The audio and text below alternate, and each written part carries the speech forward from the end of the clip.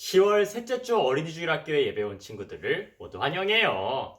우리 온라인으로 드려지는 오늘 예배 가운데 우리 친구들이 예배 시간에 성경책도 준비하고 또 정돈된 복장으로 바른 자세로 앉아 하나님께 함께 예배 드릴 수 있기를 소망하며 우리 이 시간에 다 함께 찬양과 율동으로 하나님께 영광 드려보는 시간 갖겠습니다. 자, 그럼 우리 다 함께 큰 목소리로 찬양해 볼까요?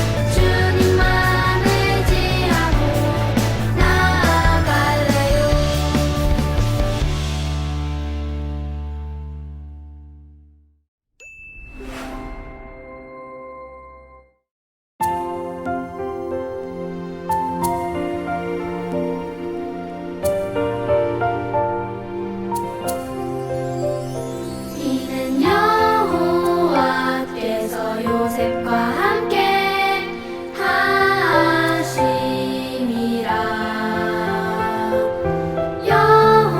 여호와께서 그를 범사에 형통하게 하셨더라.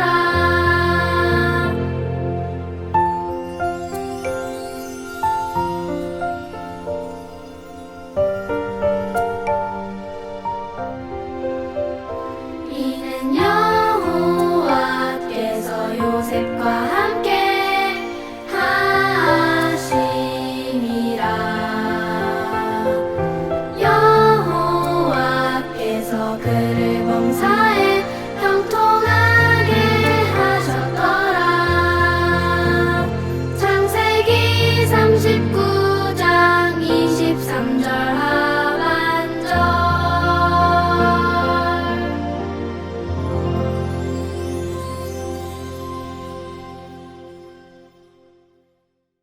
사도신경으로 우리의 예배를 하나님 앞에 드리시겠습니다. 전능하사 천지를 만드신 하나님 아버지를 내가 믿사오며 그 외아들 우리 주 예수 그리스도를 믿사오니 이는 성령으로 잉태하사 동정녀 마리아에게 나시고 본디오 빌라도에게 고난을 받으사 십자가에 못 박혀 죽으시고 장사한 지 사흘 만에 죽은 자 가운데서 다시 살아나시며 하늘에 오르사 전능하신 하나님 우편에 앉아 계시다가 저리로서 산자와 죽은 자를 심판하러 오시리라. 성령을 믿사오며 거룩한 공예와 성도가 서로 교통하는 것과 죄를 사하여 주시는 것과 몸이 다시 사는 것과 영원히 사는 것을 믿사옵나이다. 아멘. 오늘 예배를 위해 박현정 선생님께서 대표 기도하시겠습니다.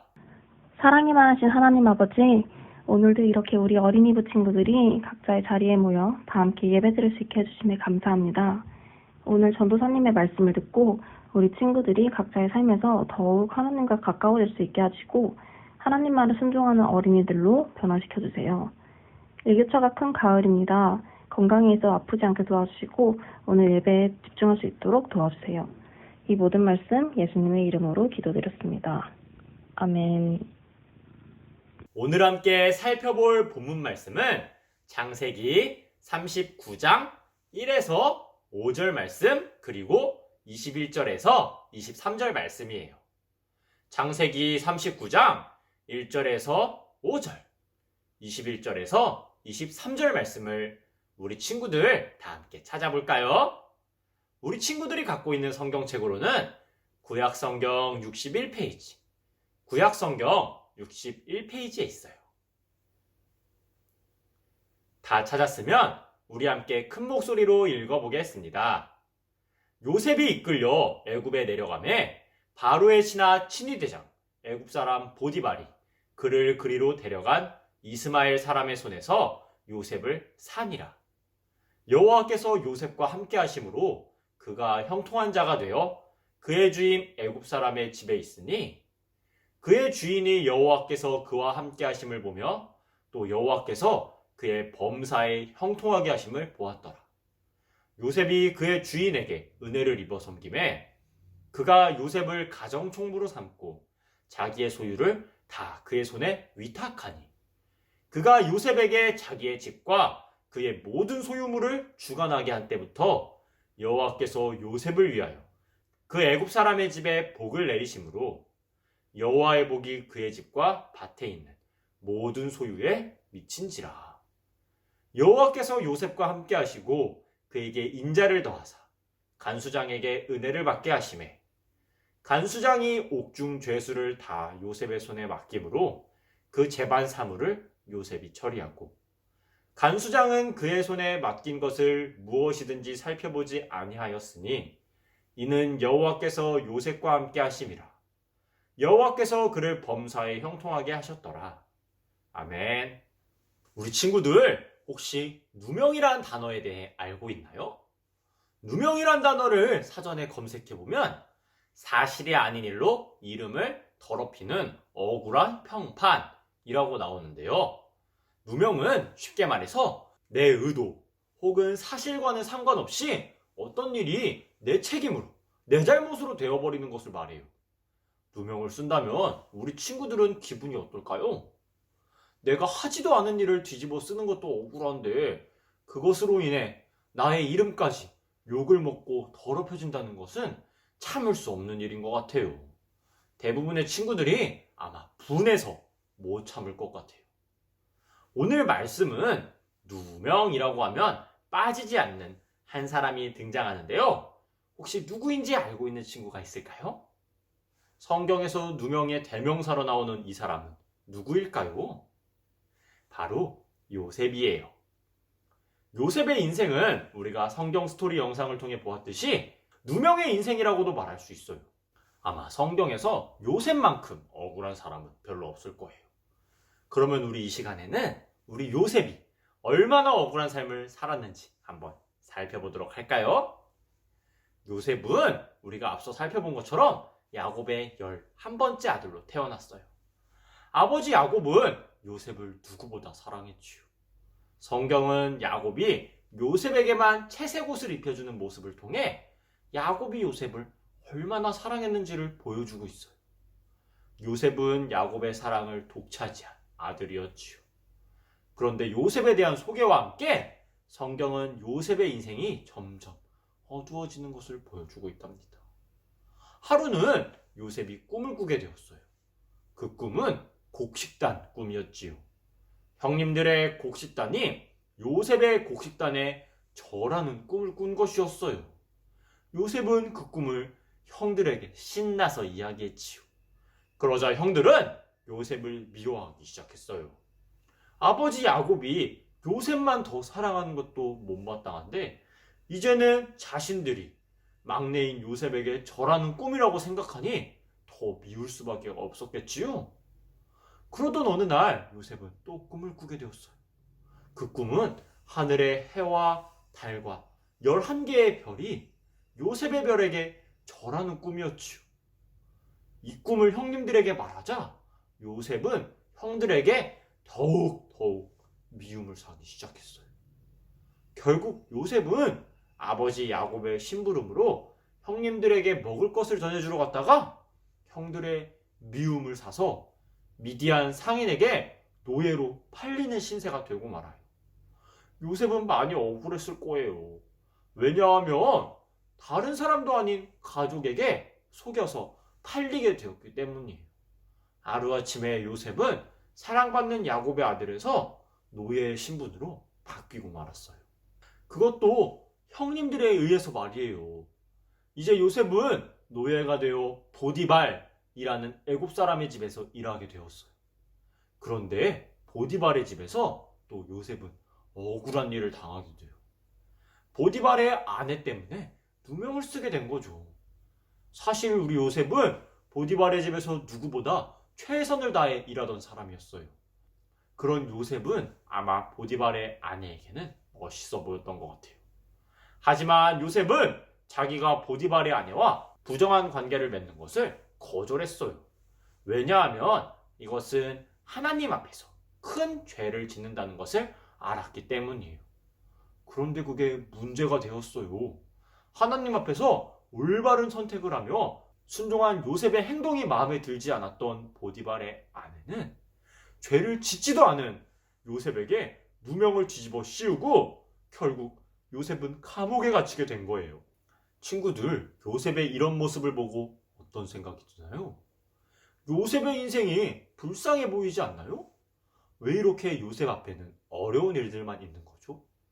정말 요셉의 인생은 누명의 인생인 것 같아요. 그런데 친구들, 요셉의 인생은 누명의 인생이지만 그의 모습은 전혀 다른 모습을 보여주고 있답니다. 자, 요셉을 팔아버린 사건으로 다시 돌아가 볼까요? 요셉은 형님들에게 팔려 보디발의 집에 왔어요. 형들에게 속아 노예가 돼버린 요셉의 마음은 어떨까요? 억울하고 분노해서 저를 집에 보내주세요! 저를 산 돈보다 많은 돈을 우리 아빠 야곱이 줄 거예요. 라고 이야기하는 게 정상 아닐까요? 하지만 요셉은 언제나 억울함 속에 갇혀 힘없이 어둠 속에 살지 않았어요. 그는 주어진 자리에서 항상 밝고 빛이 나며 주어진 인생의 자리에 억울함에 짓눌리지 않고 최선을 다해 살아갔던 거예요. 지금 보이는 이곳이 어디지요? 맞아요. 보디발의 아내에게 누명을 쓰고 잡혀온 감옥이에요. 감옥에 들어온 것 역시 분하고 억울한 일이에요. 그렇다면 우리 요셉의 표정은 지금 어떨까요? 억울하고 슬퍼 눈물을 흘리는 표정을 예상했나요? 전도사님 같으면 분해서 며칠은 아무것도 못하고 화만 내고 있었을 텐데 요셉은 그러지 않았어요. 그는 자신에게 처해진 장소나 환경에 상관없이 항상 빛이 나는 최선을 다하는 삶을 살아갔지요. 그러면 요셉이 이러한 삶을 살 수 있었던 이유는 무엇일까요? 도대체 우리 요셉은 다른 사람들과 무엇이 다르길래 이렇게 살아갈 수 있는 것일까요? 그 이유는 다른 것이 아닌 오늘 말씀 가운데 있는데요. 오늘 말씀인 39장 2절 앞부분을 다시 한번 읽어볼까요? 여호와께서 요셉과 함께 하심으로 그가 형통한 자가 되어. 성경은 우리에게 무엇이라고 말씀하고 있죠? 맞아요. 요셉은 형통한 자였기 때문이라고 말하고 있어요. 이상하지 않나요? 요셉이 정말 형통한 사람일까요? 누명에 누명을 쓰고 살아간 인생이 정말 형통하다고 할 수 있을까요? 우리 친구들, 형통이 무슨 뜻이지요? 형통이란 단어는 잘 되어가다, 번영하다, 평탄하다 라는 의미를 가지고 있어요. 그럼 우리 다시 한번 살펴볼까요? 요셉의 삶이 잘 되어가고 있나요? 번영하고 있나요? 평탄한 삶을 살아가고 있나요? 아니지요. 요셉은 오히려 형통한 삶과 반대되어서 어려워지는 삶의 상황에 놓이고 있어요. 그렇다면 여기에서 형통이란 무슨 의미일까요? 요셉이 형통하다는 것은 오늘 말씀을 살펴보면 형통이라는 단어 앞에 한 단어가 추가로 붙어 있어요. 그 단어가 무엇이었지요? 네, 맞아요. 그건 바로 함께라는 단어예요. 성경에서 말하는 형통은 하나님과 함께할 때 형통하다고 말하는 것이, 하나님과 함께할 때 형통할 수 있다는 것이에요. 성경은 하나님과 함께하는 사람이 형통한 사람이라고 말하고 있어요.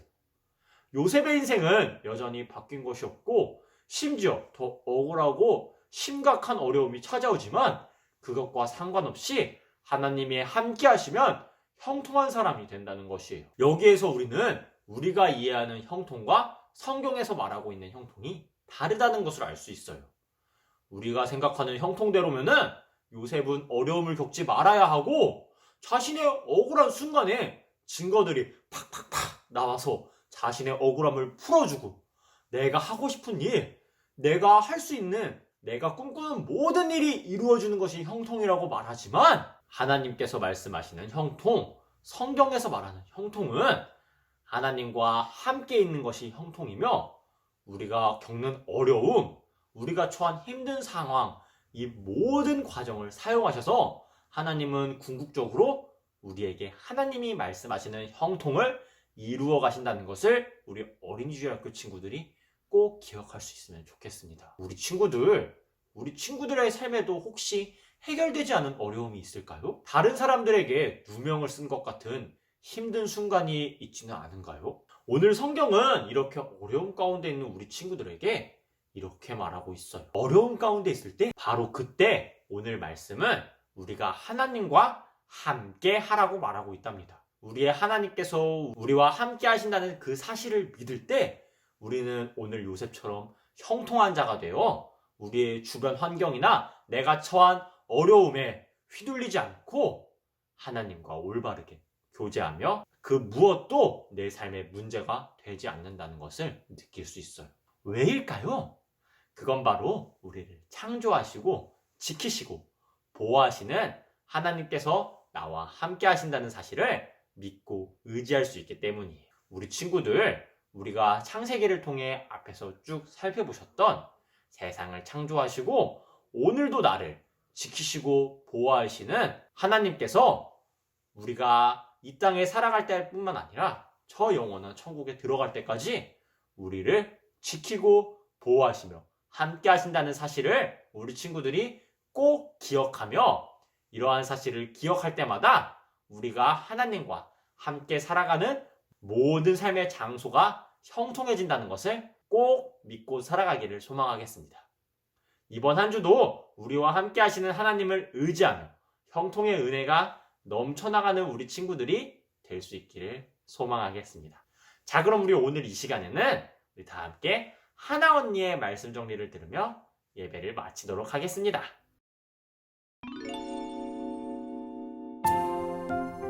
친구들, 참 이상한 일이지. 요셉은 언제 어디서나 형통했어. 여기서 잠깐! 형통은 일이 잘 되는 것을 의미해. 그럼 요셉에겐 항상 좋은 일만 있었을까? 아니야. 사실 요셉은 형들에게 미움을 받아 노예로 팔려가기도 했고 심지어는 억울한 일을 당해 감옥에 가는 상황까지 겪었어. 그런데 정말 신기하게도 그러한 고난 속에서도 요셉은 그것들을 다 극복하고 다 잘 되었어. 왜일까? 바로 하나님께서 요셉과 항상 함께 하셨기 때문이야. 이러한 고난 속에서 하나님께서 함께 하시지 않으셨다면 요셉은 형통할 수 있었을까? 당연히 NO! 요셉의 형통은 하나님께서 요셉과 함께 하셨기에 가능했던 거지. 학교를 가도 학원을 가도 내가 어디에 서 있든지 비록 그 상황이 어렵고 힘들더라도 하나님과 함께라면 하나님께서는 우리에게 형통함을 허락해 주셔. 우리 친구들도 절대로 잊어서는 안 돼. 그럼 나 하늘 하나님을 따라 이렇게 외쳐볼까? 하나님 나라의 형통은 오직 하나님께서 함께 하실 때. 하나님 나라의 형통은 오직 하나님께서 함께 하실 때. 주기도문으로 오늘의 예배를 폐하겠습니다. 하늘에 계신 우리 아버지여, 이름이 거룩히 여김을 받으시오며 나라가 임하시오며 뜻이 하늘에서 이루어진 것 같이 땅에서도 이루어지이다. 오늘날 우리에게 일용할 양식을 주시옵고 우리가 우리에게 죄 지은 자를 사하여 준 것 같이 우리 죄를 사하여 주시옵고 우리를 시험에 들게 하지 마시옵고 다만 악에서 구하시옵소서. 나라와 권세와 영광이 아버지께 영원히 있사옵나이다. 아멘.